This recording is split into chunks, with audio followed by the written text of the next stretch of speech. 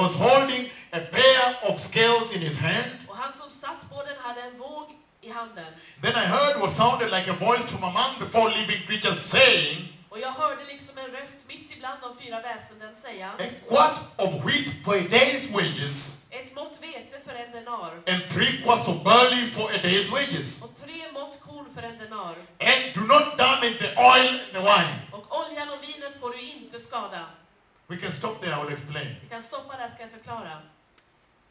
How come I went? Because the weekend coming after that vision, that was August 23rd and 24th, 2008. Helgen efter var augusti den 23 och 24 2008. August 23rd was Saturday. Den 23 augusti var en lördag. August 24th was Sunday. 24 augusti var söndag. We had the big meeting with more than 1.5 million people. Tremendous. We don't know how many people there were anyway. Vi hade en stora möten med 1,5 miljon människor. Det var enormt. Vi vet inte ens om det var fler. What made me go before them and say, look, there is a global economic crisis coming to the earth. Jag gick inför dem och sa: det kommer en global ekonomisk kris över jorden. Before it ever came in your radar screens. Innan det ens kom på era radarskärmar. Because of this scripture. På grund av den här The skriftstället. Bible always contains the revelation. Bibeln innehåller uppenbarelsen. I know a lot of you go to theological colleges. Jag vet att en del av er går till teologiska seminarier. But let me tell you, Men låt mig berätta för er. there is no better teacher than the Holy Det Spirit. finns ingen bättre lärare än den helige Ande. He is the ultimate revelator of the Word of God. Han är den ultimata uppenbararen av Guds ord. Listen to this now. Lyssna på detta nu. You see that the rider of the black horse, Ni ser att ryttaren på den svarta hästen, he is carrying a balance, a weighing scale on his hand. han bär en våg i handen. Balance means put for me, I put here, put for me equivalent here until it Det balances. betyder att man lägger någonting i den här skålen och något här och så får man det att balanseras. When I go to buy, when you go to buy meat in Kenya, I want to say about Kenya. I Kenya, när man ska gå och köpa kött, Fred, city market, right?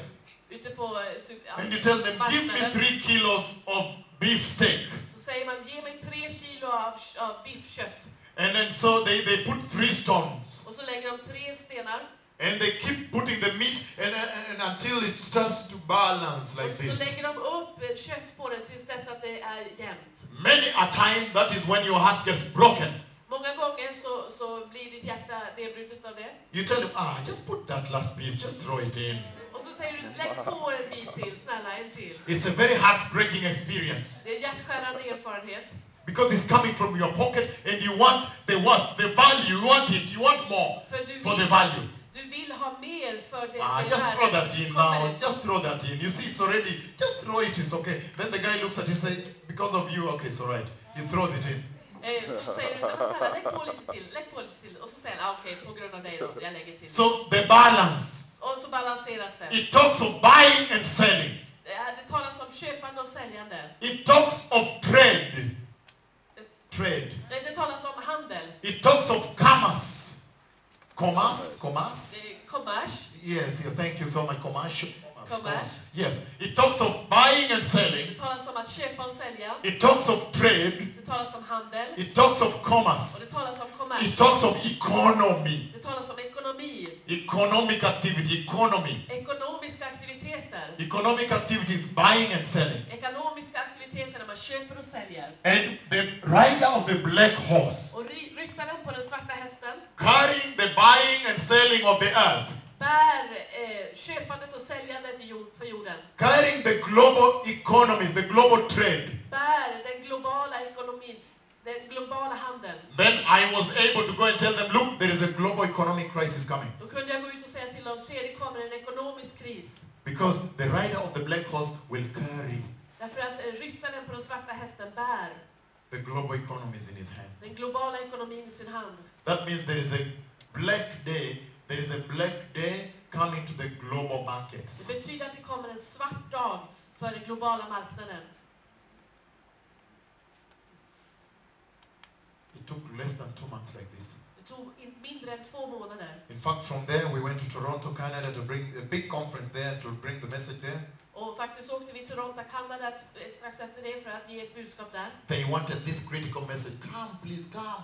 De ville ha detta allvarliga budskap. De sa, snälla kom. We hear the Lord has spoken in the villages of Africa. Now come to us, please. Vi hör att Herren har talat till byarna i Afrika. Kom till oss också. We also want to enter. Vi vill också komma in. We hear that you are rebuking sin. Come rebuke us also. Vi hör att du tillrättavisar synd. Kom och tillrättavisa oss också. So I went. Så jag åkte. October that year, 2008. Oktober det året, 2008. And as I was still talking about it in Canada, Och medan jag fortfarande pratade om detta i Kanada. I was still giving the prophecy. Jag gav ut profetian fortfarande. October 7th, Den 7 oktober.